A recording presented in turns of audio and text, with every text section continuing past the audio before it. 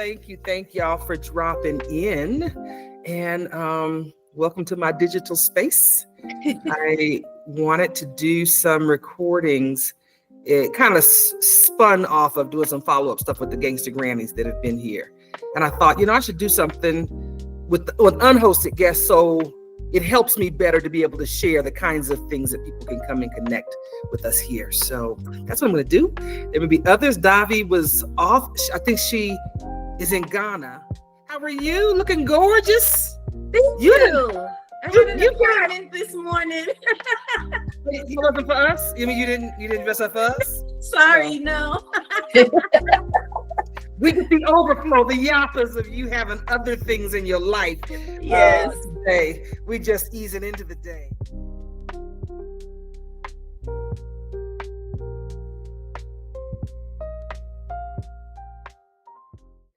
And it really is a conversation of reflecting and remembering. And I have a working title for this. I stayed here on purpose. Because each one of you really made a choice to be here, and the choices were different. You could have stayed anywhere in Cuenca, but somehow you ended up choosing this space, and the perspective will be different. The reasons will be different, and the experiences will definitely be different with each one of you. And that really is the epitome of my work, and the sharing stuff on like social media is just real life. So thank you for holding this space for me. And I will start with just what made you choose this space. Let's see if it does it. Does it just bring people in automatically? I have to just do something. Okay. Uh-oh. And I think I unadded them. My bad. I just I unadded them, I think, because I have to accept or decline. Yeah. Okay, let me. Instead of add. Try again. Okay. That's why it's called the Raggedy Podcast Production, because it'd be raggedy. It'd be raggedy. I can't even pretend. It would take too much energy for me to pretend like it's not. Okay, they came in all by themselves that time. I didn't have to do the button. Welcome. I think I deleted you. I think I did. It said admit or decline, and I think I did the other one instead of that. I got twisted. Yes, so, welcome. Let's see. And I was just telling them that this is just real informal. And so people may come and go. So people are in life. And so I'm just going to start with my first question. And you guys can just kind of go around. Use your mute button. So talking stick. If you unmute to be able to talk, and then remute so that the video doesn't flicker. So what made you choose this space, the International Welcome Center, over all of the places that you could have stayed in Cuenca with 600,000 people and places that you could have stayed? Just maybe share why you chose here.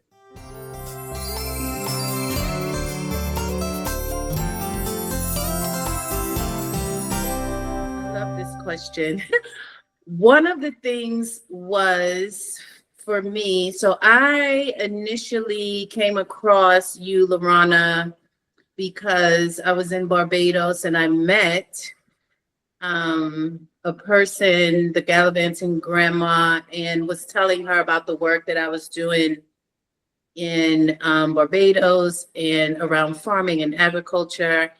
And she said, you have to meet this lady. And she's in Ecuador, she's in Cuenca, and gave me your number.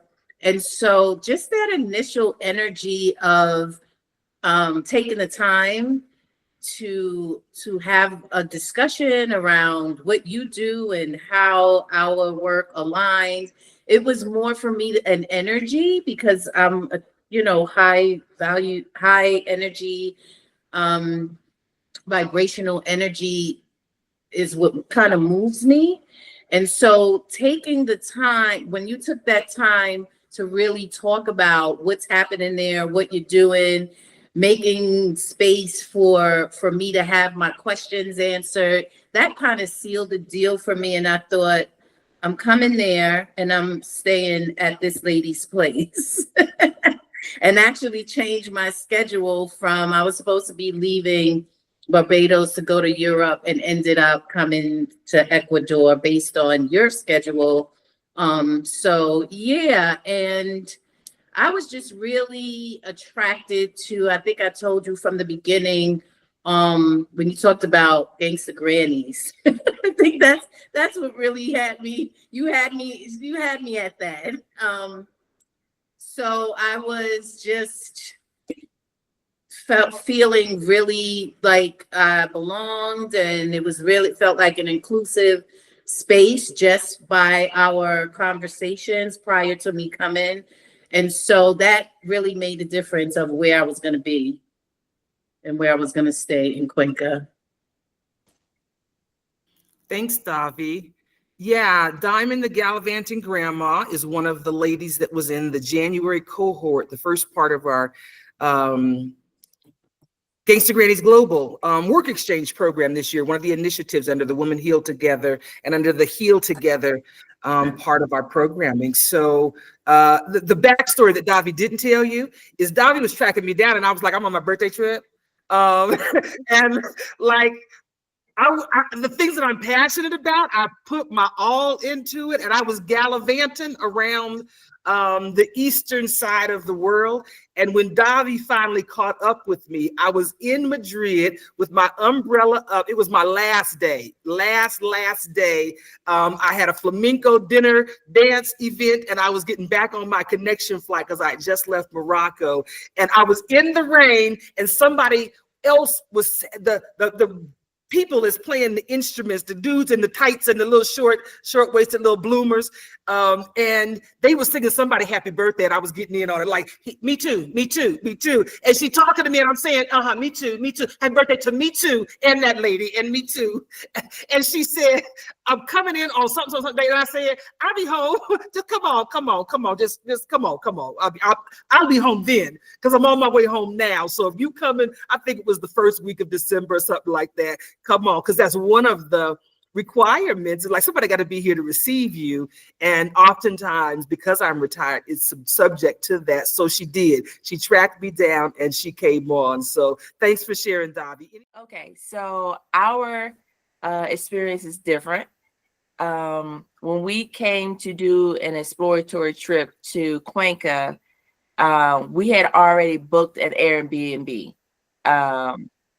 near Centro. And that didn't actually work out well. We had some issues where the first place we stayed, it had a weird smell. It had a weird smell.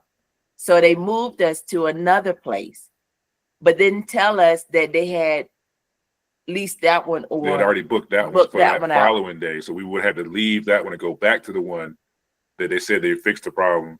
And like, you know what? Don't worry about it. Right. So we reached out to LaRahna because LaRahna and I had been communicating through Facebook Messenger on different things. And she had came to Salinas on I think you were exploring something. I forgot. You were doing something with another expat. And she stayed at our place. And so I was like, let me reach out because I know she had a space. And we're happy we did, because it worked out well. And it was short notice. That was the thing. Yeah. It wasn't like we had planned this previously. So we didn't know if she had been already booked up or had something else going on. So we didn't want to like just impose. But like she said, it ended up working out even way better. Because the space was, I don't know how it was spacious. It was spacious.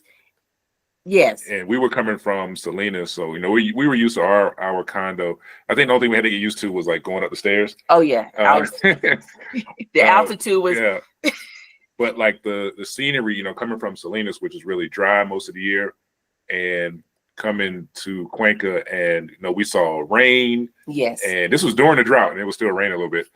And it was green, and like the park was right in front of the building, and it was just it felt so different. Not that we didn't like Salinas, it just felt so different. It was very welcoming and tranquil and calm, and it was quiet, and the access just to be able to walk across the street to a park and you see the river. It was just, it amazed us. Like it sealed the deal. It really did. Yeah. Yeah. Yeah.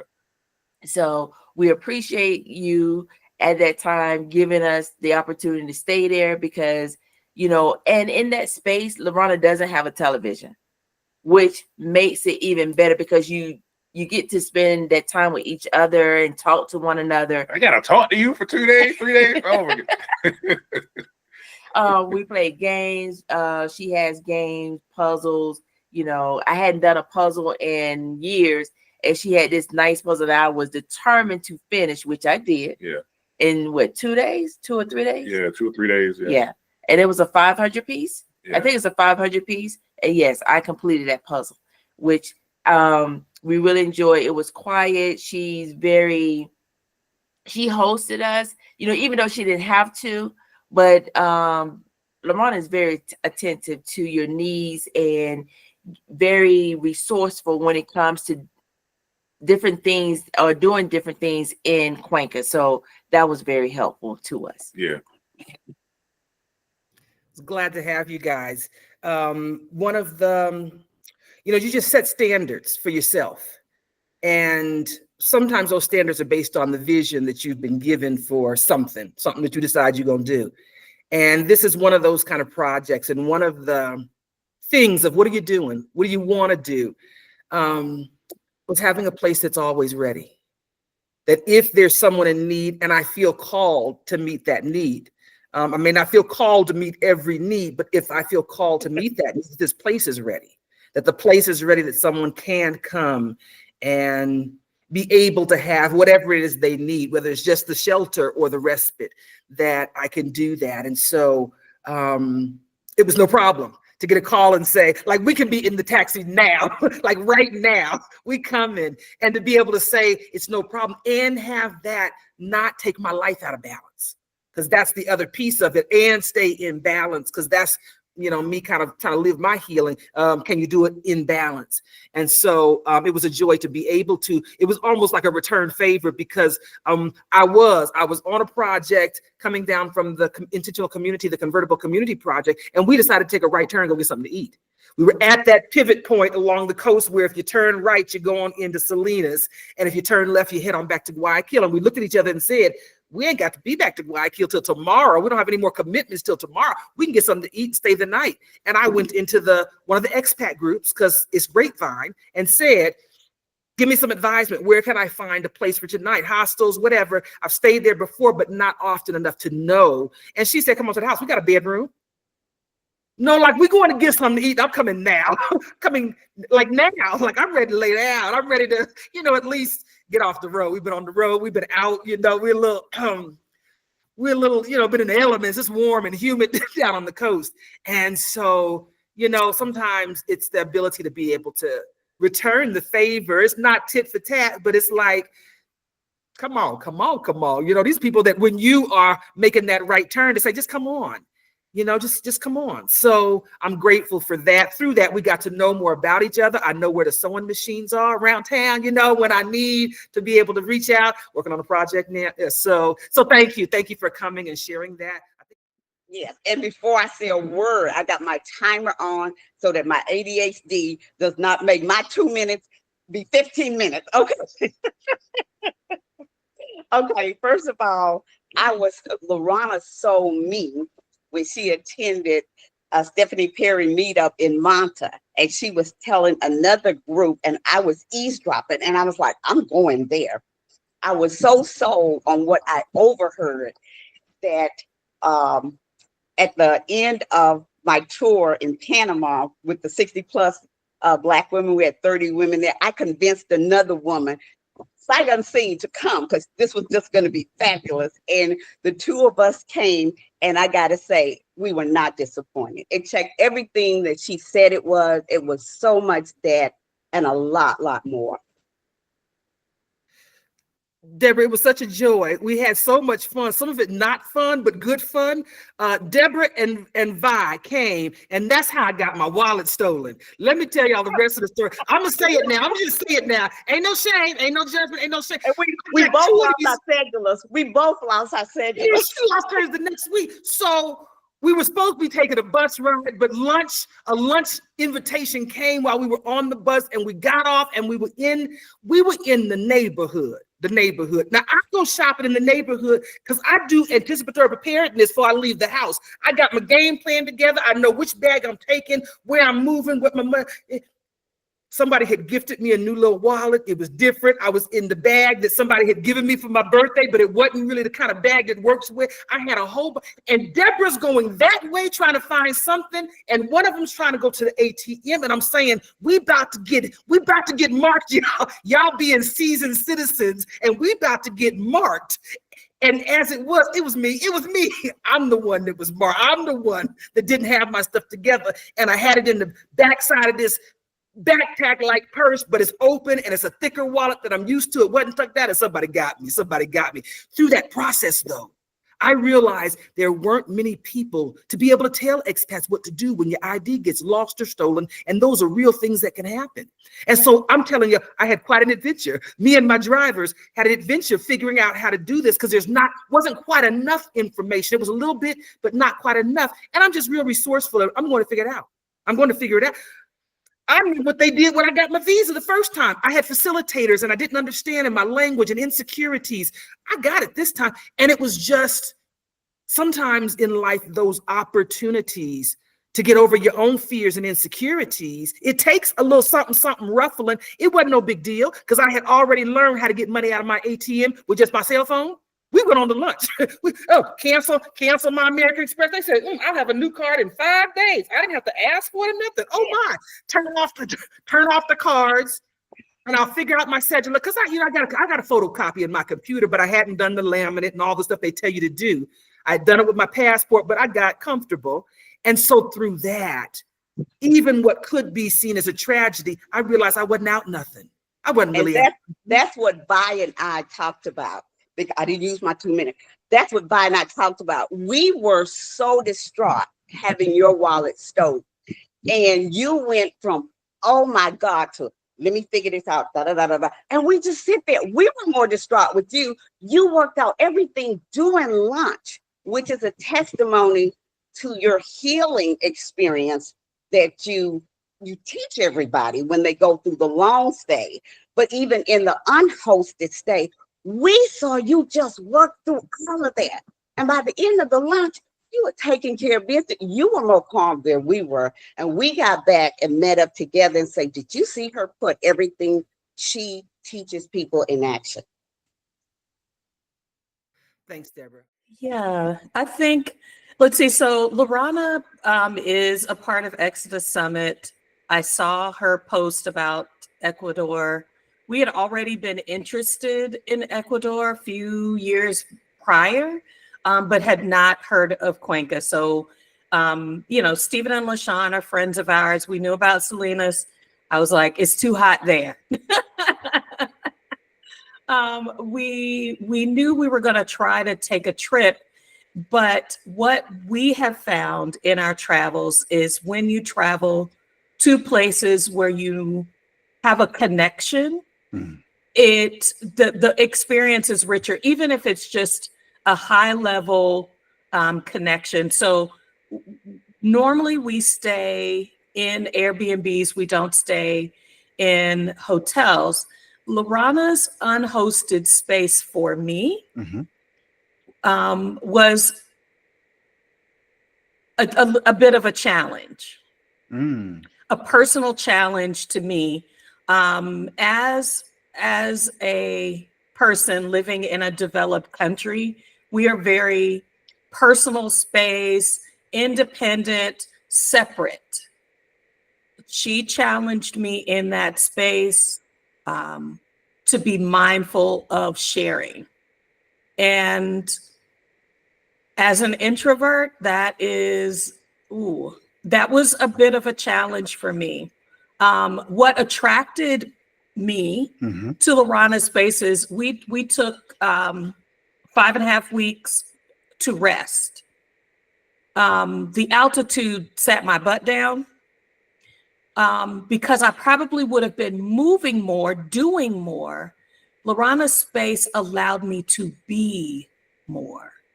Those floor to ceiling windows in a space where some days it is cloud covered, the light of the place draws you in. Like Stephen mentioned, I didn't realize what I needed in a place was the refreshing greenery of a place.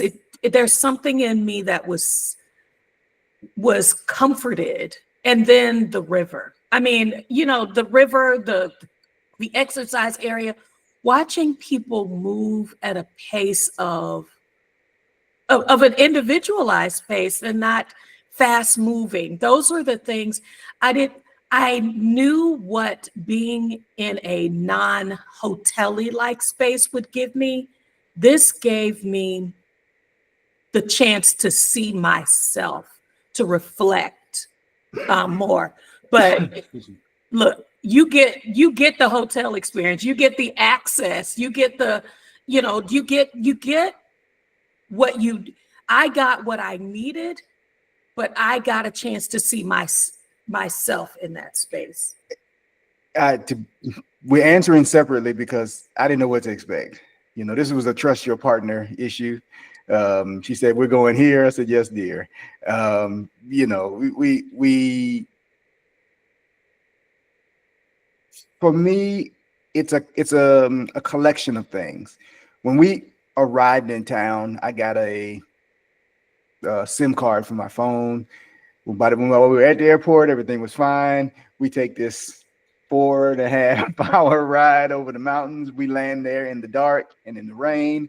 And I realized that my phone is not working.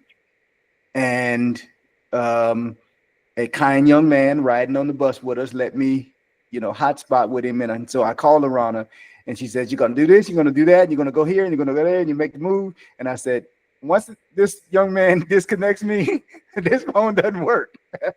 And she said, stay right there. I'm sending somebody to get you. It's the middle of the night.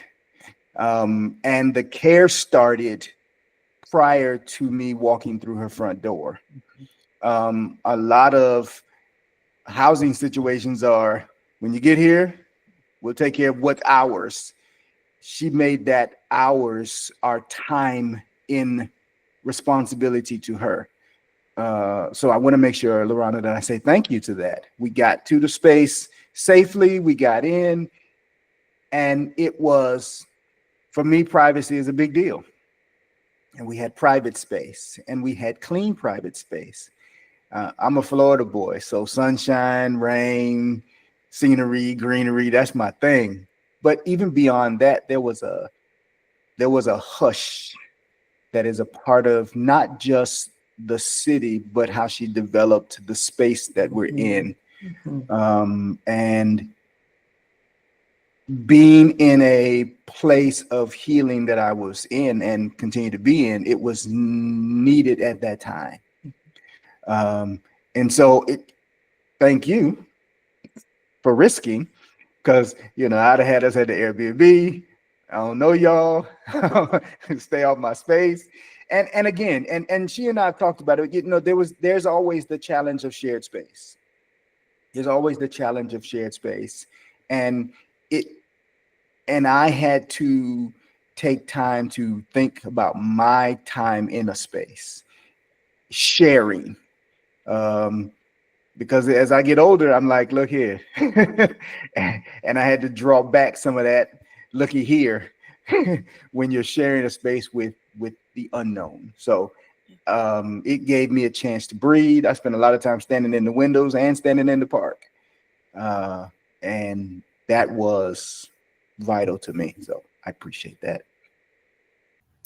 It was a joy having you guys. And they were in a situation a little bit different than some of you, in that the space is a shared use space. And so there may be any number of people coming and going. My first priority for having this space is having a place to teach leaders how to heal in and how to heal community. And part of that is we need the irritants to bring up the stuff. You need to shake it up a little bit, cough it up, get that stuff out and acknowledge that, because my leadership is not for African Americans leading, Blacks leading Black people. No, it's for people who are leading community. They happen to have been here with another married couple of different cultural and racial backgrounds. And so all of that comes. Now, unhosted guests aren't participating in a structured healing process. We don't have the tools that are really laid out so well. And that's just me staying balanced with my energy. But part of looking at how you feel and being honest with those feelings that come up in a shared space, because it begins to help you formulate your own personal needs, your need for privacy. Who are the kind of people? Sometimes people enjoy being with people who are very, very different, culturally different, have different norms. Sometimes it's very comfortable to be with people who share some of those common purposes and values in their life. And so they had a little bit of a different opportunity in that they were here sharing with another married couple that was, I think, probably very different cultural. All of them live in the South, United States South. So they're all Southerners, but it's a little bit different. Black married couple, white married couple, a little bit difference in ages. I think probably a 20-year difference in age. So we're talking about a generational difference. And so all of that are some of the free opportunities that you get when you come here, because you may not know who may be coming, ebbing and flowing, and sometimes there's overlap. But the other thing that they get is it's unhosted. And I mean that literally. People get a lot of concierge services and a lot of that, but I dipped on them because I had a man to go see about a backpack in Colombia, and I wrote, y'all good? Wonderful. Y'all got Sean and Steven's number? Good. In case you need it, call the doctor. You know how to reach him. And so part of that is that they got quite a few differences in experiences in kind of what the program offers, that I don't overcommit myself. It's unhosted and the space is here. But this is a place for community and for you to gain some perspective, hopefully, and take back with you about just your philosophy on community and what that really means. And with a lot of the co-housing stuff circulating, these are some of the things that people sometimes forget to think about. And it's not really forget because we don't have that frame of reference. We don't live that close unless you've lived in New York City in a Latino neighborhood or places that still have some semblance of village life. We miss that. So thank you for sharing that.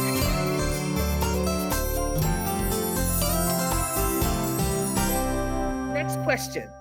Can you describe how the environment, the energy, pace, land, atmosphere shifted something inside of you during the stay? Was it something, a couple of you had touched on it, that it like made me realize I like green space or something like that? So if there's something, not that there is, but was the space, the pace, the energy, the location, the accommodations, the physical accommodations, was there anything that shifted within you? I think what shifted in me was the environment. Like you said, when Vi and I were there, it was a white couple above us. There was a young woman below us.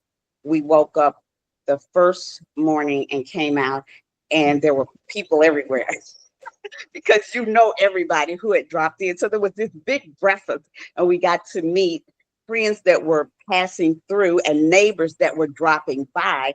And that was just, wow, this is what community looks like. Now in Manta, I was in the condo at the time. I've moved into a house now. But I mean, I went to bed listening to the ocean, waking up, looking at the ocean. I'm a water baby. And I was like, I don't know about this green space, this river. I want an ocean. It was so calming to have that river there and that park across the street. And just to sit and talk and contemplate. And even though it wasn't the structured healing thing, I felt so comfortable. I made water kefir. I made milk kefir. we did a chocolate thing together. And then you introduced me to Tony, who actually found me my new place in Manta. So it was just all the contact of the people you knew, and then the environment of the green space. I learned I do like a green space. I don't need water all the time. And when the cameras are off, I'm very much an introvert. You know, people will say, didn't see you at the last event or whatever. But that's just how ADHD goes. When the camera's on, I'm on. Or if there's an event, after it's off, it's like I'm unplugged. And I go to because I recharge with me and my dog. And so I didn't have my dog with me, and I didn't need it because you made that environment just so that I learned that about myself, that I can be, I knew I could adapt to different places, but this was a really smooth adaptation. And I got to see Cuenca. I live in Ecuador, but I had not seen Cuenca. I had heard a lot about it. I didn't have a problem with the altitude, which was great. And I just enjoyed the whole time. Thanks, Deborah. Davi, I saw your hand go up next. Yeah, I want to echo what a couple of people said about it being a space. Wait, Davi, I'm gonna interrupt you. On mine, Davi is here. Davi met Diamond, who's down here on my screen in Barbados. And Diamond must have known I was a retired farmer and talked to Davi and said, so she's doing something about farming ladies, contact her. And so that's the connection on my screen. Okay, I'm sorry. No, I'm not sorry. Okay, I'm moving. And part of that is, I think, something that Diamond said when we were together. She said, I think I'm going to Cuenca. I said, I think I'm going to. I said, I think I'm going to. But the space, the part that really made me feel good was the movement part, that the people are always outside walking around, that families were spending time together. The motion of the river and hearing the river in the morning and seeing the greenery, it was just like, it was amazing. I had never been to Latin America, Central America. It wasn't really on my radar. But I went to Panama before Ecuador, and that space was just, I did not think that I would love the stairs, but I actually missed those stairs when I left. I missed getting that daily up and down exercise when I left, and I would never thought I would have missed that. But it was the movement for me, the exercise equipment right there in case you needed it, going up and down the stairs, and I was up and down them stairs a billion times a day. Being able to walk all around, and we had some dancing episodes, so was able to break out into some salsa at some point. But for me, it's a place that is conducive to movement. And it was easy to get around, easy to walk. You always had to walk to get to the bus stop. There was a little walk to get. I mean, I just really enjoyed being able to move around real peacefully. And every part, whether I was cooking in the kitchen, you have a beautiful view. If I was in the room, I have to talk about the fireworks. I was so happy to get, every time there was like unexpected fireworks, it just brought me so much joy. I would have never even thought that I would appreciate that, but I appreciated the random fireworks happening. So yeah, it's just really good energy, high vibrational space, and I just really enjoyed the movement.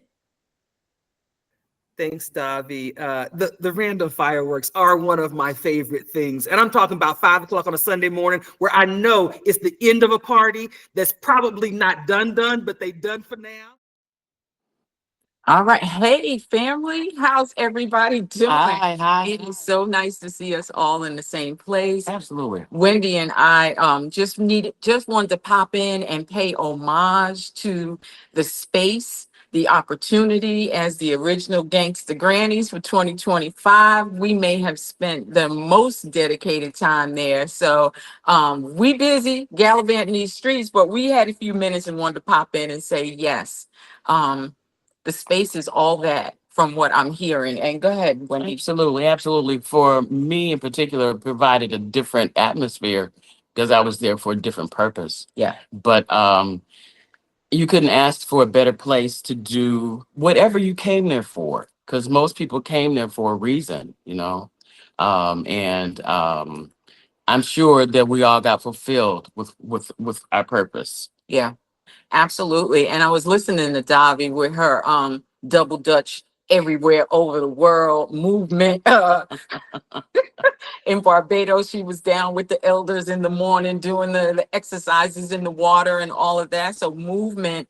But for me, it was the absolute opposite. It was the ability to be still. Right. And sometimes we don't put enough value on being able to be still and to relax our nervous systems. And that was important, that with the heavy lift that we were doing as part of that cohort, we needed space to woosah. Yeah. And so we had enough space when we wanted to be together to talk about the program, or when we needed to be apart. It was spacious. I'm real particular about where I stay, and it ticked off all my boxes. Yeah. So I would have no hesitation or reservation on recommending it to anybody who decided they wanted to spend some time in Cuenca. It's a beautiful space. To piggyback on what Davi said, I never thought that I would think about the benefit of the steps, but they have come in so handy because, we all know on these foreign streets, things can break down, and I've been in places where I had to use my legs, and I hadn't expected it, and that exercise of going up and down those stairs has really come in handy. So thank you, LaRahna. I never thought I'd say that. Right. In case you guys dip out, you guys were here for a month. Now, with our unhosted stays, there's a max of a month. If you haven't done the training, because it makes it, our language is just different. And so unhosted stays can come. With you guys being here for a month and being in co-living spaces, can you just speak to that about just privacy in a co-living space? You're still your individual person. So just a tidbit about just what you guys experience with having enough space to live your own life, yet still be interconnected. Absolutely. Your facilities provided that exactly. Yeah. There was never a time where I felt crowded, like there wasn't a way for me to get away to me, because I've lived a pretty solitary life, and that is important to me. And I never felt your place. Yeah. And I think, co-living and codependence are two different things.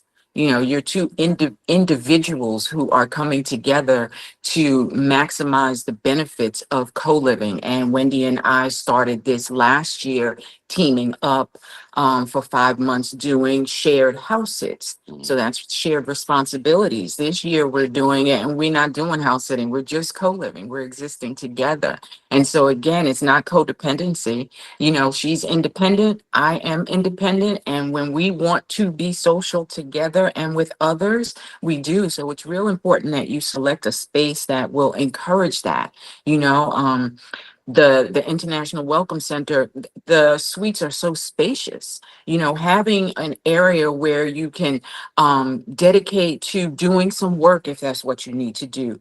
We were there to do hard work. So I'm not one who likes to do work in my bed, and I wanted to be by myself while I was doing it. So having that little work space in the suite was really ideal. So I think it is well thought out. The way it's laid out, I could see myself living there if Cuenca was my place. It's too cold. I'm not doing that. But But it's a perfect co-living situation for me. And I think Wendy shared the Yes, same absolutely, sentiment. Yeah. absolutely. I have different things that I do in my solitary space, and I never felt deprived of those things. Yeah. So it all worked out very well. Yeah. Beautiful. Especially in light of why we were there. Yeah. And like I said, I know everybody was there for the reasons that they were, but our mix was different from everyone else, as I can gather. And we needed that type of environment to make it work. Yeah. Thank you, guys. So for us, when we came here from Salinas, like we said, it looked different. That was, number one, right off top. It looked different. And, we'd been in Salinas for a couple of years at the time. And we were just used to that environment. The ocean's fine, but that wasn't something that we really needed. Yeah. We live near the ocean in the States, so it wasn't something that we really needed. And, coming here, the difference is that it rains, of course, a lot more than it does on the coast. And the weather's up and down. It can be hot, it can be cool, it can be somewhere in between, all on the same day. And the people don't stop. We've been out and, it starts pouring down rain and, we're trying to find somewhere to duck into. And we got our raincoats on, but like the people are still walking around. It's raining right now. I guarantee I go outside and find some people walking around doing something. When we were at LaRahna's place, we were shocked that it was raining one evening and there were a group of kids playing basketball. Soccer. They were playing soccer. And, they was playing soccer and basketball, yeah. but they were on the basketball court. And this was 10 o'clock at night. It was 10 o'clock at night and it was raining. And like the people here just don't stop. The weather, altitude, the rain, it doesn't stop anybody. And that was just something like refreshing. That whole vibe is different. Yeah. And seeing just families out living, like we used to love seeing the families out on the beach in Salinas, because you see a lot of families. They bring the whole family to everything. It's the same here. It's just that like the weather just doesn't stop them. They do whatever they're going to do, rain or shine, heat or cold, it doesn't matter. And I like for us, when we're at LaRahna Space, seeing that, being able to go into the city, to the main part of the city, where it's kind of hustling, bustling, everyone's moving around, and then in the evening when we're coming back, it's peace. Yeah, it's peaceful, it's quiet. You see people walking the trail. So for me, it reminded me of when I was growing up. When I was, I guess, 7 or 8, we would go to the playground, and you have all your friends meet up, and you're playing, you're enjoying yourself, and that's what we saw when we were at LaRahna's place. And it gave me that sense of, this is what I want, this is what I miss, because you don't see that in the US, because we're all running this rat race. We don't have time to sit and be still, like Diamond said. It gave me that time to sit still. Steve could be in the dining room, I'm in the living room. We still have that space to do whatever we needed to do, or go on the balcony and he's inside or outside. We had that separate space, and we had that space to come together and eat dinner and cook together. So that space gave us everything we needed, and it ensured us that this is what we wanted. Yeah. So that was that's our little story. Thank you, guys. And this is a park that you can still walk to the little neighborhood store with a quarter and get that ice cream, which is delightful. And I mean that literally, with your quarter. Get you that Polito in 3 different flavors. So thank you. Or because I got a little bit. I'll try to keep it just general. I said earlier, we had been on the road in travel already 3 weeks when we got there. And we had been for 2 weeks kind of in a really quiet space. There was a complete shift from this quiet space we were in to this space. The vibration of the environment there was humming strumming against the vibes of my spirit itself. Are you there? Yeah. Okay, you said when I was a chef, and then that's all we heard. You were frozen. Okay. So standing in that bay window cooking there was a connection to the environment as I prepared my meals. Translate some of what I was experiencing to the meals I prepared for her through that engagement. And the fresh vegetables. And the fresh vegetables, yeah. You know, when I like to do things with my wife, I went for a walk by myself. And that walk, even though had a purpose, there was some time to think, some time to breathe, and that air was just amazing. Yeah. From in town to where we were staying with you. And that was important to me. And I think I valued and gleaned a great process from that opportunity. Just being able to, we were like, just wow. At the end of 24 hours, we were wow. We did a video standing out on the balcony going, it's raining out here, and that doesn't matter. That's not a thing. It's gray. We live in Alabama, and winters are hard on us here because it gets so gray so long that it is weightsome on the spirit. It was raining and gray probably 90% of the time we were there, except for these peaks of sun. And it was just, we were bright. I was bright. I felt invigorated. So that's kind of what the space did for me. LaRahna is a grower. LaShawn and I connected over being plant mamas. And so not only is there natural greenery, the mountains, the trees, the plants, but you are growing things on the balcony. And it's a space you can find yourself if you're quiet enough to listen. Like, as Herman said, we did Costa Rica and Panama. Ecuador was country 3 on our list. And I needed rest. This I didn't encounter that in any of the spaces before or after. This was a unique kind of rest. When we're talking vibrational, I'm talking as an empathic person, that the ground, the air, the light is toned. There's a tonation to it that stresses me at a cellular level or relaxes me at a cellular level. And that is the experience that I feel like the space that you have invites us into. And so I don't want to make it sound like a magical place, but like, just if you can take a minute, You're not lying. You're not lying if it really is. Cuenca is a magical place. It's Wakanda, y'all. But yeah. I mean, there is something. Literally, we're at the market, and I'm just like, what is happening? What's coming through the ground, through my feet, to my heart? What am I breathing in? It's the singing bowls kind of thing. It's just that. You're just like, wow. But yeah, it was necessary. Yeah.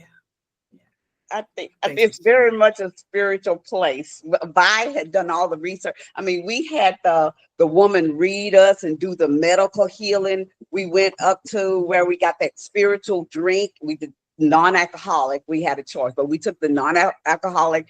There were 2 things that were spiritual that we drank that I have no idea what it was. But we took part in everything, as much as we could in a week. And then the lava bath, the clay bath, the massages, it just ministered to it is a spiritual place. And I so connect with plants, because that's one thing me and my dad had in common. And all through my career, I had a big yard, and that I would escape on Saturday mornings.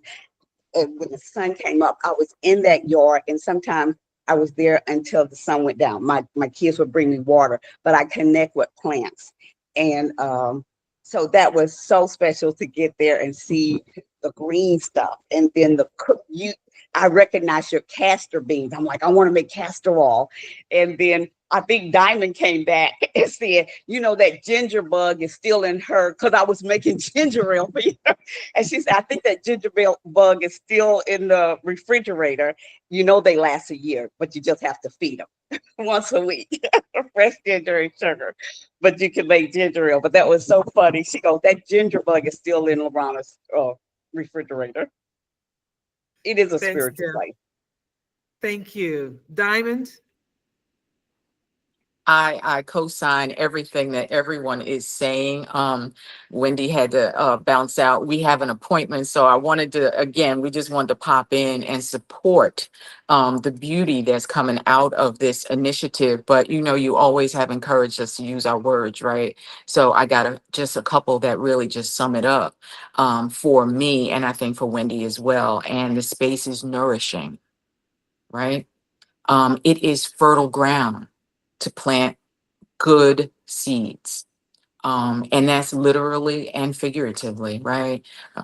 Personally and in the ground. And then, it's restorative.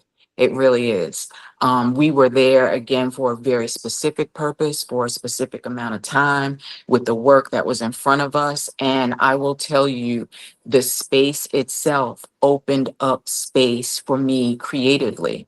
I took advantage of the fact that there was needle and yarn right there, and I didn't know what I was going to do. And people said, I didn't know you could crochet. And I'm like, I didn't know either. Like, it just allowed that creativity to flow. It opened up that space.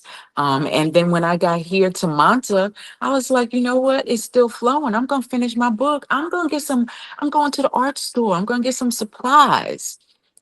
Because I felt replenished, refreshed. And like I said, the creativity just started to flow. So again, thank you so much for holding space for all of us. And we're going to bounce out. But again, thank you so much. And it's so good to see all the Cuenca alumni here, y'all. Thank you for joining in. Thanks for dropping in. We had a really good conversation the other day that people will be seeing bits and pieces of as I edited, because that'd be my issue sometimes. But thank you so much. All right, y'all. Ciao And for now.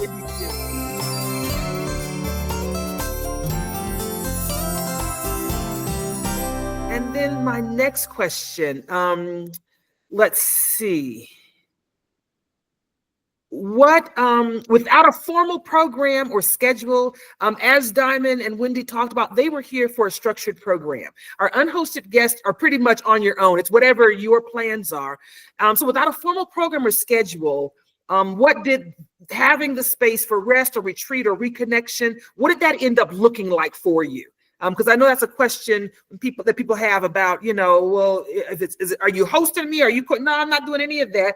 I go play with you sometimes, but it's not anything that's formal or structured. So what did that time unhosted here look like for you? Well, for me, it was recovery. It doesn't sound like anybody else got altitude sickness, so it was recovery for me. I have never gotten sick on the road, and that was a fear of mine. I have some chronic health conditions that, I bring my emergency supplies for, but this was different. Like, the doctor was like, I don't know if you can leave here when you're planning to leave.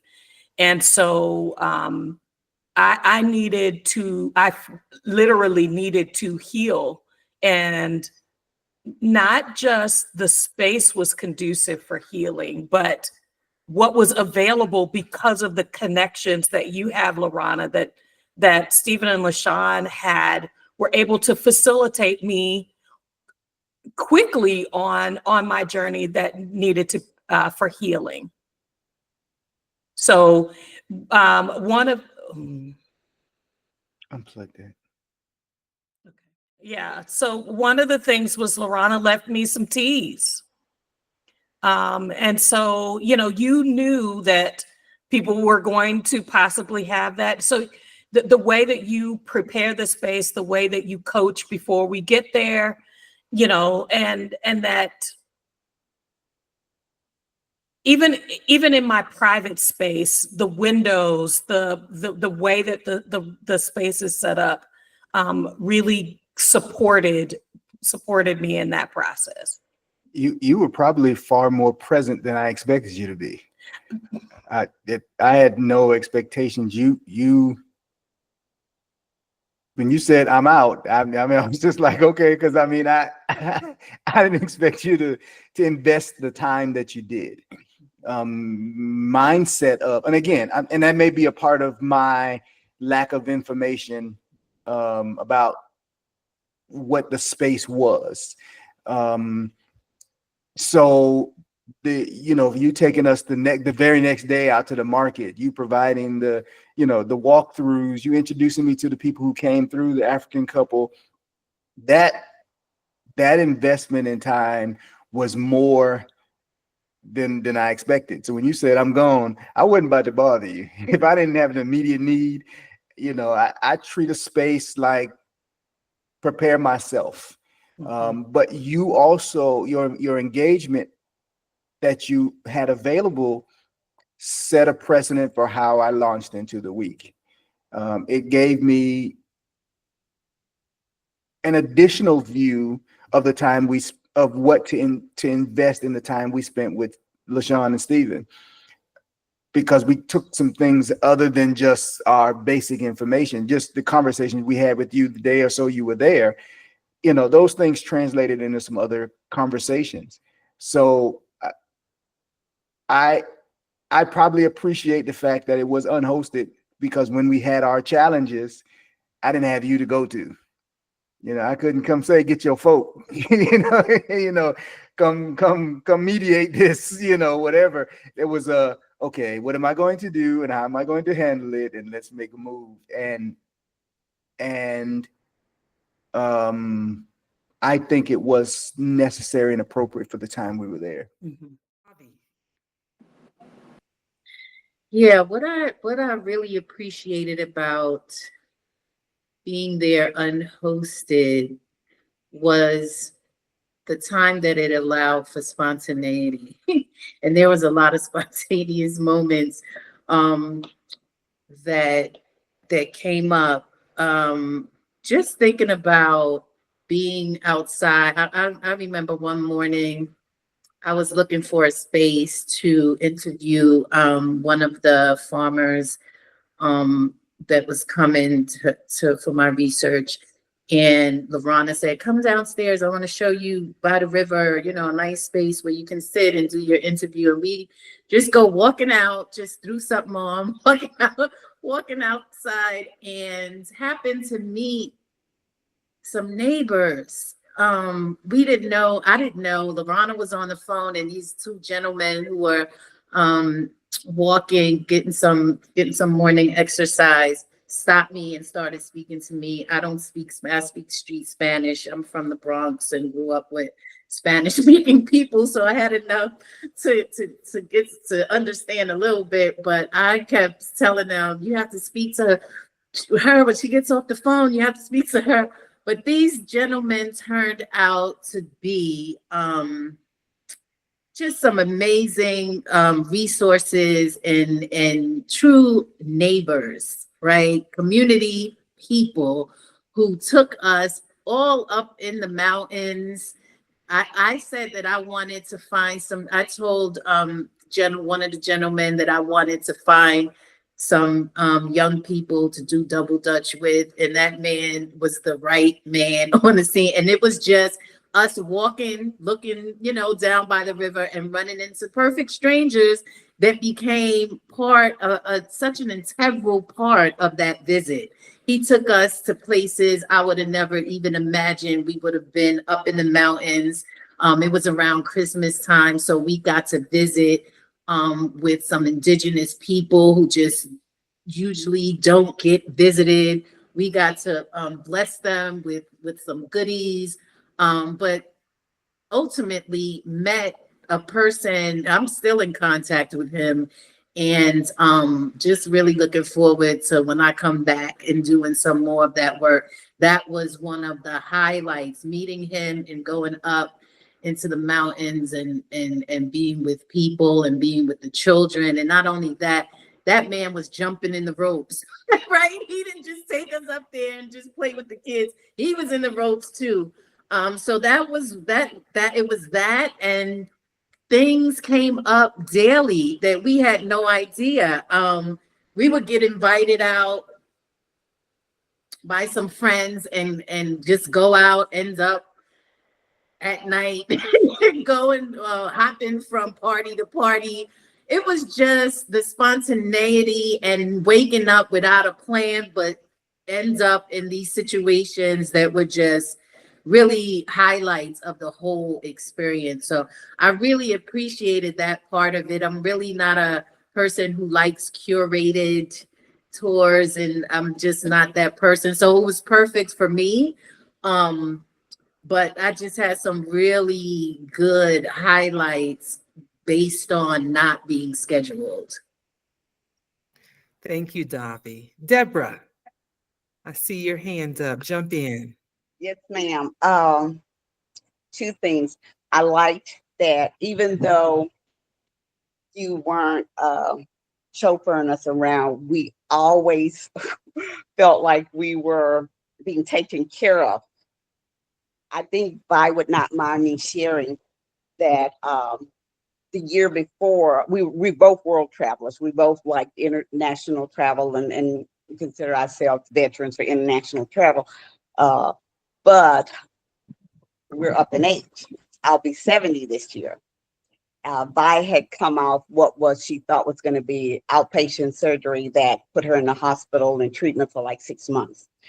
And at this point, you start to question your ability. Will I be able to travel? If I'm physically able, am I mentally capable to maneuver and adjust and on the thing?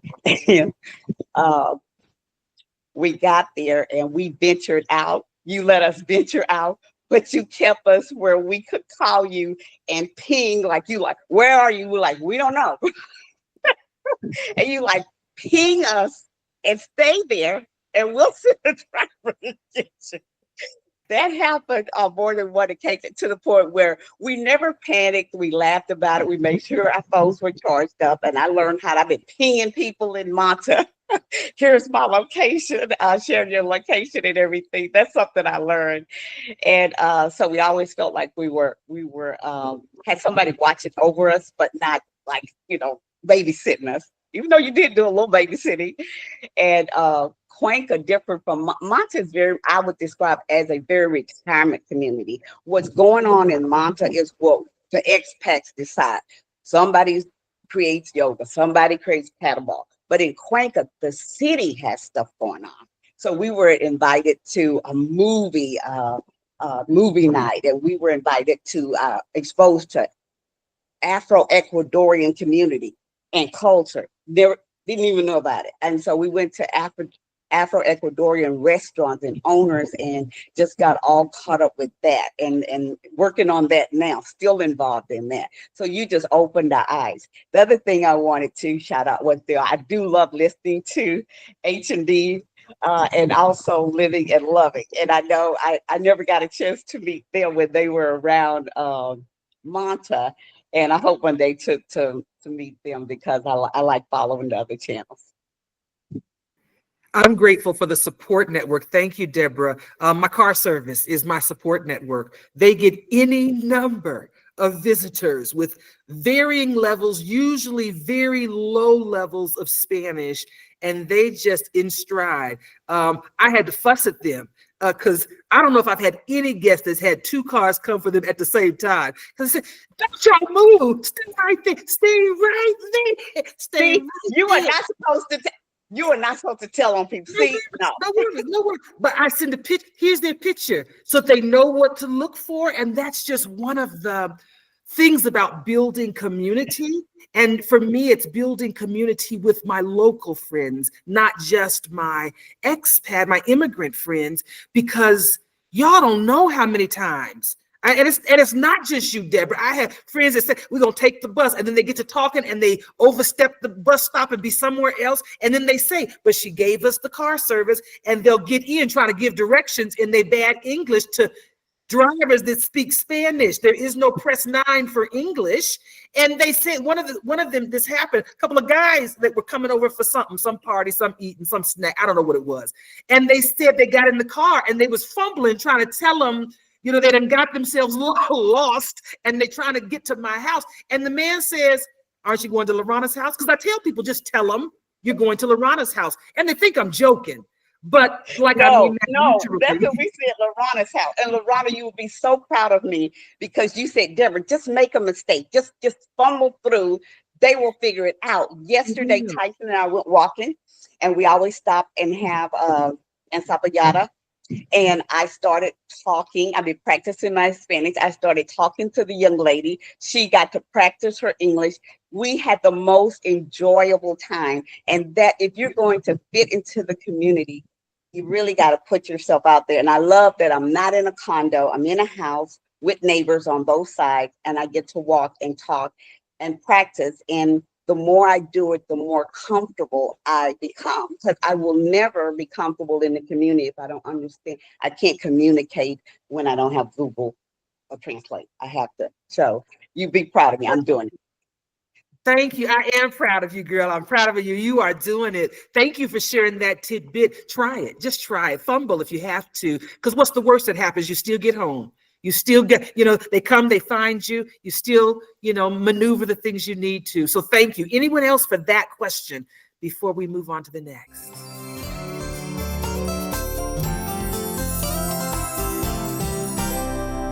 All right, so the next one, and then I have one more after this. Why do you think some of the most sacred or meaningful moments happen in the unscheduled time?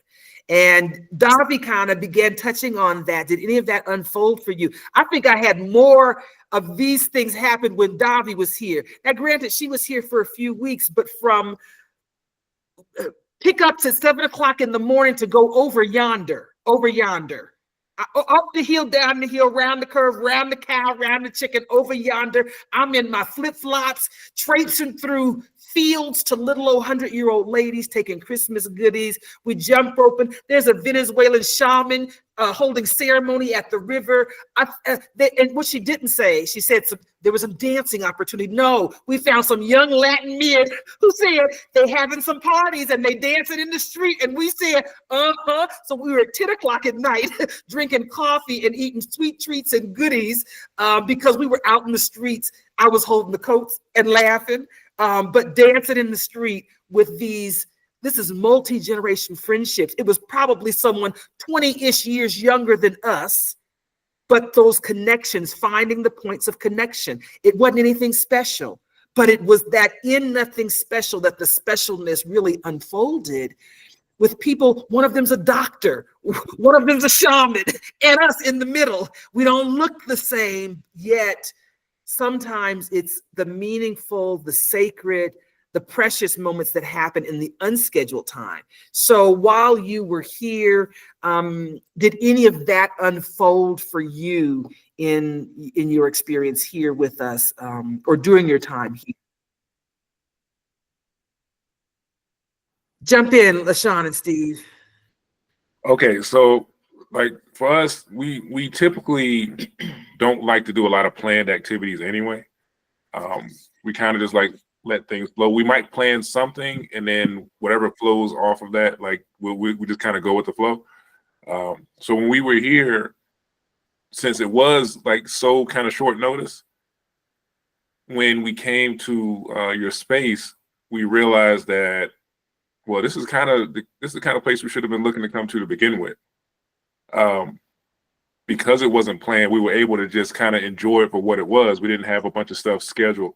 You know, when we came here, we were looking for a place to potentially move, and it was like I said, it was so relaxing, and it was just something different, and we were able to just kind of just be ourselves. And I'm not going to speak for like H&D when they came, but there was a lot of unplanned activities between us when they were here. But it's those unplanned activities, I think, brought us closer as like just people, because we had to kind of figure things out on the fly, and they had to figure things out on the fly. We were trying to help each other, and it's one of those things where, when something is unplanned, you end up using more of your mental capacity, and you end up having a longer memory of something. Like you could schedule. There are things we did, like we went to Europe or Bali, that we planned, and there was a lot of things that were completely unplanned that stick out more in our memory, and it was the same way. It was the same way here. Well, I would speak on when you say anything that unfolded. When we were at the park across the street, sitting there, just like everyone talked about the vibration, the peace, the calmness that came when we were here in Cuenca, I realized in Salinas, there's so much going on. It's just where we live. We lived on the Malecon, right across from the ocean. So it's constant movement. And on Tuesday or Wednesday, that's when things slow down. You don't have a lot of visitors. You don't have people coming and going. And that is the day that I would walk the Malecon because it's peaceful. And I realized when I was in Cuenca, sitting at the park, this is what I needed. This is what I missed. I don't need all that movement and everything going on, because like you said, it messed up my vibration, because my mind was already racing. It raced all the time anyway. I think I have a little bit of ADHD.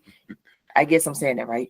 But when I was sitting at the park, it was like, okay, this helps me to slow down, not have all these racing thoughts, not hearing all this background noise, and I can feel myself relaxing. And that is when, sitting across the park, it was like, this is what I needed. Yeah. Because I feel the energy. I love to hear the birds, the parrots. I have right now a hummingbird, a few of them that visit often, and it gives me joy because I can just look out my window and see that this hummingbird comes to drink this nectar that I make every day, multiple times a day. And that gives me joy, not just being out doing stuff, just sitting and receiving nature when it comes to visit me. Yeah. And living here and being here and like I say, in LaRahna space, I can tell Sean, sit your tail down, and she can actually do it. She can actually do it. He's starting already, y'all. Thank you so much. And they became neighbors because they are now Cuencanas too. So I'm glad to have them in the city. Thank you. H&D.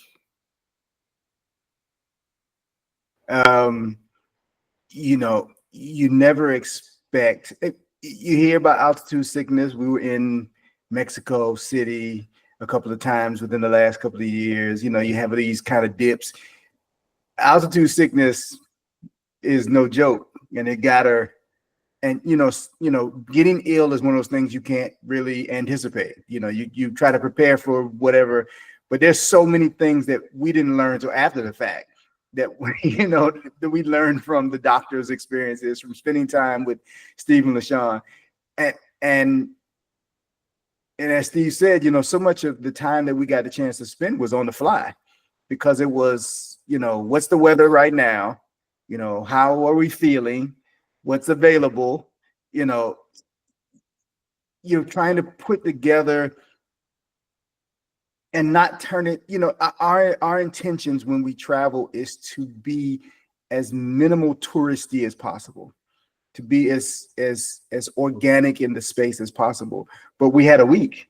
So in a week, you also are trying to reasonably get around so that you can make a valid assessment of the space because a part of the trip was so that we could learn the space, make some decisions about the space in regards to our future move and the places that we're considering.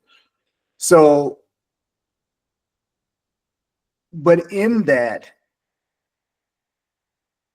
the time that we spent with you, LaRahna, the time that we spent with you, Steve and LaShawn, and the time that we spent individually, that both as a couple and independently, I think there was a lot of time to reflect on growth of self. You know, we really got a chance to, I felt like we really got a chance to breathe differently. Building friendships is as difficult now as it was when we were 12. You never kind of know, you know, you figure as we get older, I express myself more, I'm more confident in myself. You never kind of know what you're going to deal with when you are in people's space. And the engagement created a level of security that allowed me to explore the space more confidently. Dee and I are adventurers. We could have done this without knowing anybody. I mean, the cities prior to you and the cities after you, it was us. But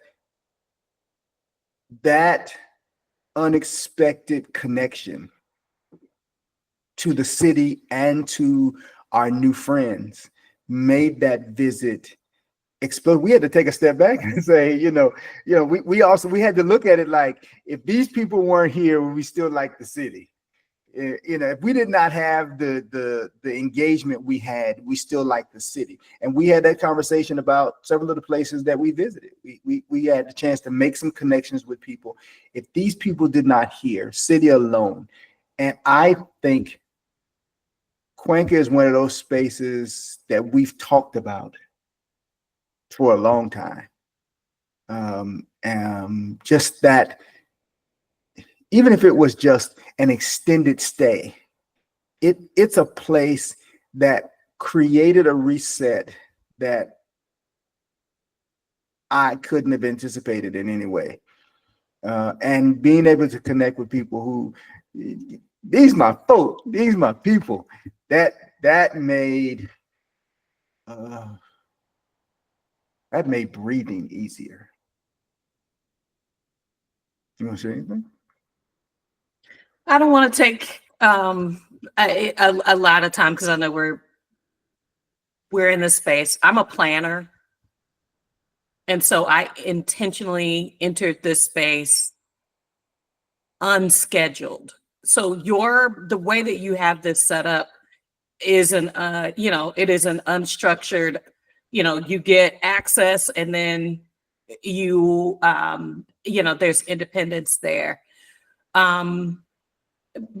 Because we were scouting Cuenca as a potential landing spot, unscheduled allowed me to see, could I have the activities of daily living? Could I do them? Some of them I found to be more challenging. And so they were things I needed to work on. Some of it was, I call it, I've said it on our channel before, the poison of convenience. There's the friction. I wanted to see where the friction points were. Is it the space or is it me? And I began to realize some of it is just me because, I've been babied here. You go to Walmart, you can get tires while you shop for groceries and get your hair done, all in the same store, and so, but when you have that level of convenience, it doesn't force you out. Mm-hmm. It doesn't make any requirements of you to explore. And so going to find my medicine was an exploration. These Stephen and LaShawn, so they said we're gonna go to dinner. And I'm like, okay, where are we going? And they're walking around like, I was like, have y'all been here before? They were like, no. I was like, you mean you're taking me? But what I saw, what I see in LaRahna, what I see in Stephen and LaShawn, what I see in Deborah, what I'm learning about Davi and Diamond and Wendy is there's a confidence that comes from having a willingness to make mistakes, to not know, to explore, to figure out that thing that I'm hunting for. Is it a need or a want? And then, I'm navigating a lot personally, internally. I have down, I'm a woman of a certain age.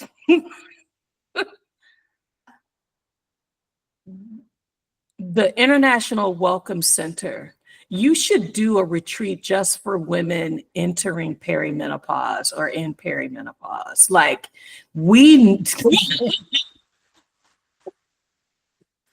that look right there. I feel like you don't even know how you've been inside. You need a space where you are unscheduled. There are no demands on your time. See if you are naturally a morning person, if you haven't had to force yourself to stay awake at night. If the daylight is truly the rhythm that your body desires. I'm just saying, and I'm talking about it as someone who is making this move because I refuse to fight myself. This unscheduled, I would challenge people who are like me, who desire, who crave structure because of, you're able to tick off things. Challenge yourself to be in unscheduled, unstructured spaces because that is a space of self-discovery. It is time to learn about yourself and the demands that is something else demanding, or are you demanding that of yourself? Unfurl the chokehold I think that our schedules and our lifestyle has had on us to find a different way. For me, that is why we are in these international spaces. Ain't a lot of people talking about the glitz and glam of Ecuador. Nobody is talking about glitz and glam. So you got to be there for a reason. And I am so glad that this was the space that the space that you are holding space for us and creating space for us to do that exploration. Thank you. Thank you so much. Davi. Mike in.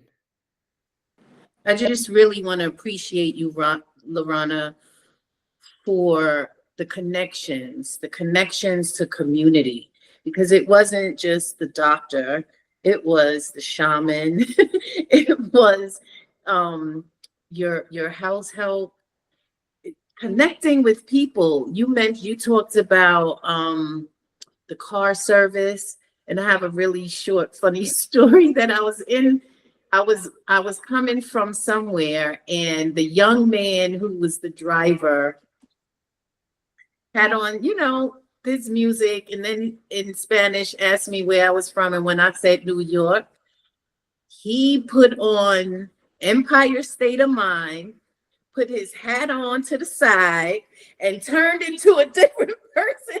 Uh-oh, we lost Dave. That was him relating to me. Wait. It paused on you at Empire State of Mind. We heard Empire State of Mind, and then you froze. You got to tell us the rest of the story. And leave us hanging like that. No, I just said that he put on Empire State of Mind, turned his hat to the side, was on the wheel, and it just turned him into that was his connection. That's what he felt. It was like an intergenerational thing, because it was a young guy, but it was moments like that that really that I really appreciate, but it comes from you having such a footing and such relationships in the community that you were able to connect. And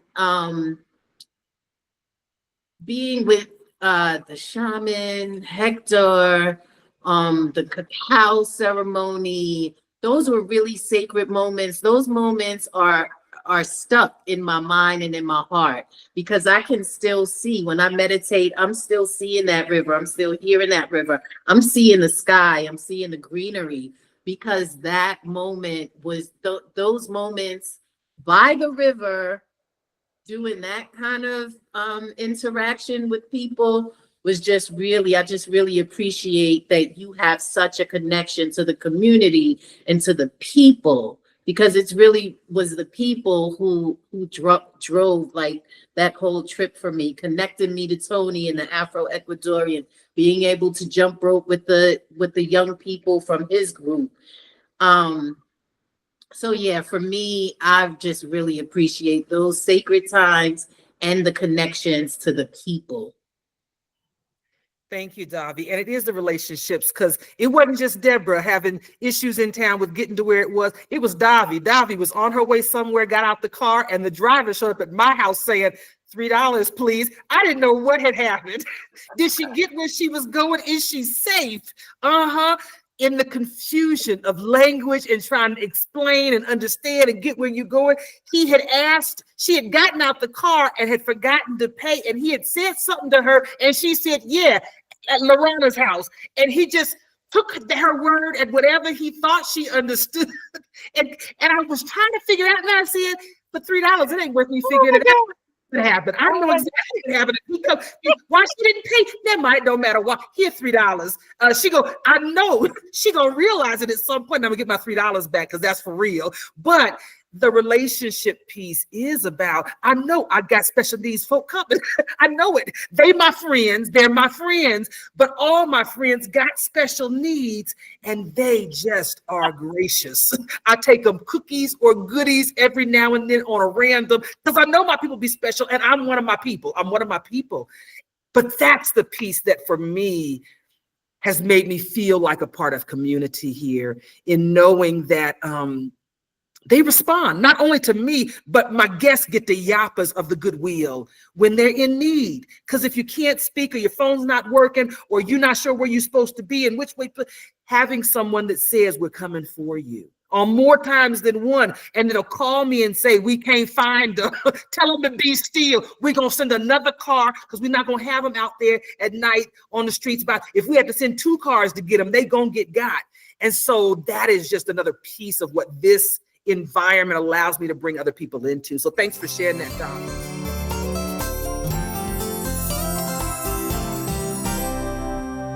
And then Deborah, and then for those that can stay a few minutes, that last question of if someone asks you what this place is, how would you give them a quick elevator description, and who would you recommend, and just why? So Deborah, if you'll chime in, and then anyone that has any closing answer to that question, you guys just popcorn and go on around and mute yourself into the conversation. So Deborah, on that last question, you had your hand up. Yeah, and so I'll try to answer both of those, the last one and the last one. Excellent, take us out. Yeah. Okay, I want to start off by saying I probably lived most of my life fearless. Raised 4 kids, 8 grandkids, 2 marriages, solo traveler. And at menopause is when I was diagnosed with ADHD. And all the plates that I had spin and fail, and getting my confidence back was huge. And I still work on it, because, you know, we live with imposter syndrome. So coming off of the Panama tour, those 30 women had just built me up. How you changed my life, because these are seniors traveling together, and some of them savvy seniors traveling internationally, some of them very first time, and they just like, you have a mission, keep doing it. No, we are listening. We need this. We need to know, as solo travelers, we are not alone. You know, it's different when you have a partner. So even though we were solo, we weren't alone. We had made connections. And so coming off of the tour, everything was structured in the tour. When I got to your house, I hadn't planned anything purposely, but I had planned everything. But I just wanted to be by the seat of my pants and see how I felt. And it gave me back my confidence in traveling. It gave me, and seeing Wendy and Diamond decide to travel together, and you having the co-living thing kind of going on, because as we age and get older, for safety reasons, we may want to travel with partners, or meet up. And so your place I would describe as an incubator. You get to see and test what you can still do and learn new things that you're capable of. And I'll end with that. Thank you, Deborah. Thank you. All right. Anyone else? That last question. If someone asks you what this place is, how would you describe it, and who would you recommend it to, and why? I know I would say I would recommend it to anyone who's looking to come to a place who doesn't. Some people want the hustle and bustle of like Centro, but there are people who come who the hustle and bustle is something they want to see but not live necessarily. So I would definitely recommend it to people who want to come and be able to see the city, but also be able to see the peaceful side, and have that quiet time. Because especially as Americans, and even I guess Canadians, we're used to our own private spaces. We're used to like our neighborhoods being pretty quiet, unless you live in like a big city or something. And you want to be able to have some of that while also experiencing, the heart of the city. So that's why I would recommend the space. It'll give you some of both of what you want.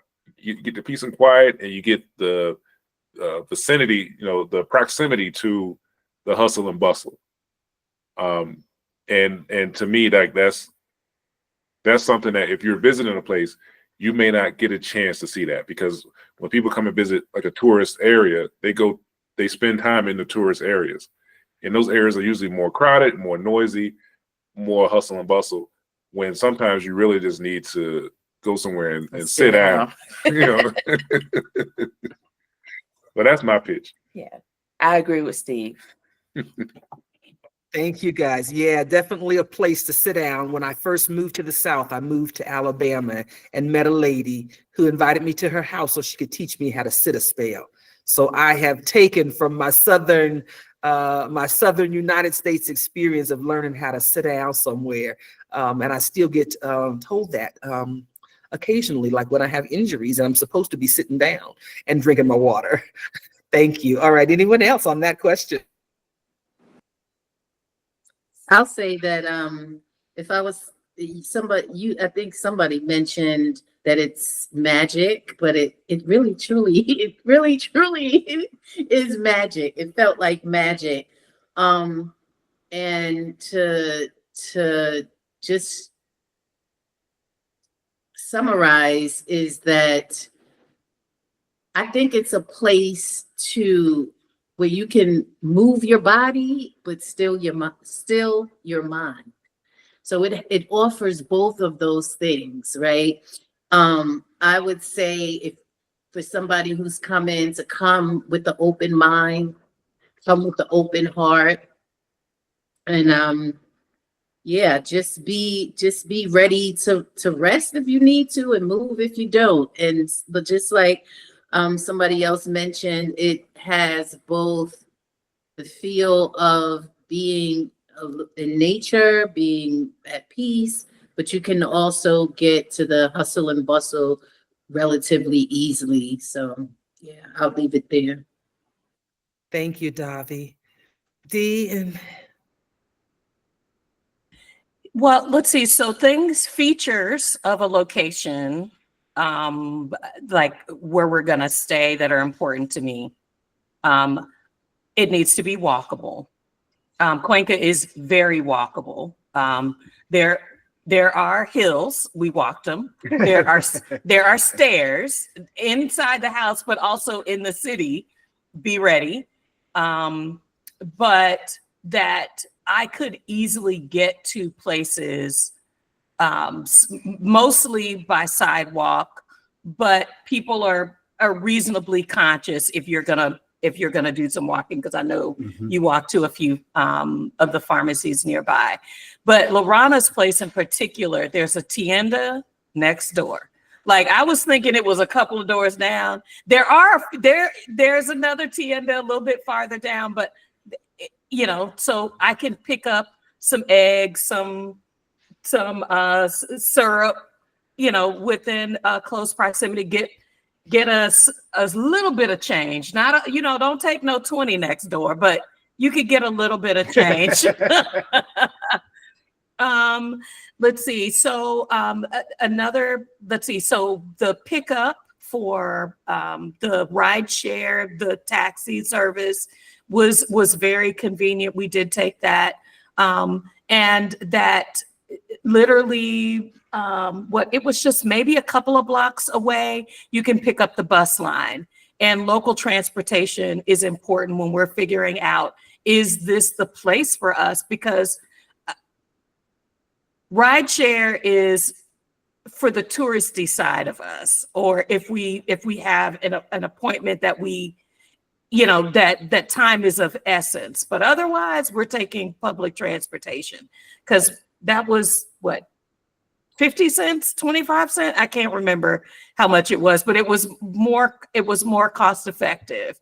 So those are pieces that are important for, could I navigate a space? If I had a disability, if I had trouble navigating stairs, if I had trouble, those are things I need to be conscious of, that the space may not be as, that accessibility part may not be available. But like, you need to know what your priorities are when you're moving around in a space, and the things that the International Welcome Center has met the needs that we have for exploring the space and enjoying our time there, being connected as well as disconnected. You can disconnect without being disconnected. Right. There is the personalness of it that provides the quiet and the self-reflection, but it's not, but you're also not, a lot of times here, you got to go way off into the bush to find a place that's disconnected enough where you're not in the middle of everything else. And then you got to, make a whole trek to get back to those other places. The space provides a feel of come away. Those mountains around the space make you feel you came away. But it's just a hop, skip, and a jump down to where everything's moving. And that level of, that appeals to me. I live in a space that is similar to that. I'm away, but it doesn't take me but a few minutes to get to where I want to be if I need to go somewhere. That's important because it allows me to disconnect my mind from the everyday. And I think people who need that disconnect, but still that access, those are the kind of people I would say, hey, this is definitely a space. Or people who don't realize they need that. To push them in a space, but they can still say, I need to run over there, and they can, get their social on, they can get their engagement on, but they're forced to be in a space. Forced, that's not a good word. Required to be in a space that also requires them to, as you said earlier, to woosa. It's a big city, but the way it's laid out, it's just, it doesn't feel overwhelming, and we appreciated that. Definitely. I want to be sure and include, because everybody has talked about the stairs, and who I travel with, she had mobility issues to the point where she didn't decide at the last minute was the decision, because I told I'm staying there. I've already decided, if you're going to find another Airbnb, that's fine, but I'm staying at LaRahna's place. And it was very doable for her because these stairs are not narrow, winding stairs. They're nice, big, stable stairs with a railing and everything. And she was so glad. And you put us on the first level, well, just one flight. You told us what 7 stairs or whatever to get to the door. You counted them and gave her confidence. And she managed and was really glad, because it was like kind of therapy. So even though you may have mobility issues, it's very doable. Thank you for bringing that point up. Yes, those 30-cent bus rides, if you're not a senior, if you're a senior, is half price. And also bringing out that many of you stayed upstairs in the guest house, which is on the 4th floor of this building, but some of you stayed on the 2nd floor. And what Deborah was talking about, she and Vi stayed in the way station, which is the lower level, but it's still the 2nd floor of the building that we're in. And so, yeah, not as many stairs to the 2nd level as it is the 4th, but she asked some very specific questions because of her mobility issues. And I think there's 7 steps, then you turn, and there's 3 steps, and then you turn, and then there's 7 steps more to be able to get from the lobby of the building up. But thank each one of you for just taking the time and the feedback. Let me do some reminiscing. This is one of those rocking chair conversations. It felt like that. But I want to thank you again directly, not just for giving me the time, but for choosing to stay here, choosing to share about that. One of the reasons that we do this is this helps the programming be sustainable. When we're not doing retreats or training, those that come and stay in this way help to fund other projects and allow me to do this work in a way that's sustainable. This year, we'd like to expand the space. And part of that is, can you do it sustainably on your retirement budget? No, I cannot. No, I will not. No, I will not, because I'm not going to jeopardize the freedom of my retirement to do things like this that I'm passionate about and that give me joy. But these unhosted stays, and one of the things that I hope this will help is to give people an inside picture from your vantage point, because I can say a whole lot of things. It's a wonderful space. I love being here.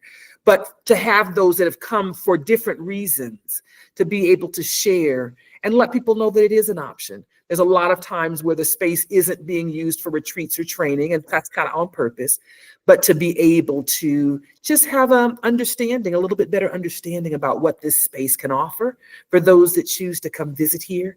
The International Welcome Center is part of a bigger healing movement and a movement of freedom to really live your authentic lives, live your purpose, and healing is the way that we find. But the real heartbeat of this place is y'all. It's the people like you who choose alignment on whatever level that is over simply escaping to somewhere. Choosing this as an opportunity for rest, a different kind of rest over the hustle, and really choosing those things for yourself. And so I hope that your time here, each of your visits in different ways, has given you something to carry in your heart, even after leaving here. And if someone ever asks about this place, I hope you tell them the truth is that I stayed there on purpose. And hopefully it changed something in you. So thank you guys again. Much love. The charge that I give people: live life fully today. And like that for me is my regular mantra of choosing the life that we want to live and living it fully. So thank you for your time and your sharing. And I'll see y'all around. Thanks, everybody. Just wanted to take a moment to just share and recap some of the ways, if you've listened to the end or scrolled to the end, to be able to just share one of the options for coming and connecting with us, even if you're not participating in any of the programs, is that we have options for individuals to come and do unhosted stays. It is $250 a week to stay in one of our private suites, either here in the way station or up in the guest house. And it's a joy to have you. It's an unhosted stay, but oftentimes you'll schedule it at a time that I'm actually here. And we'd love to have you come visit. As I explained, not only is it a wonderful place that I am really passionate about, and you've heard others tell their experiences, but also that helps us with funding some of the other programs that we want to do, especially under our Heal Together initiatives and some of our intentional living options. So thank you for listening in and hearing what others have to say about their experiences here as unhosted guests at the International Welcome Center located in Cuenca, Ecuador. And I'm LaRahna Hughes, the chief instigator around here. So thanks for taking time to listen and let us share with you. Bye-bye.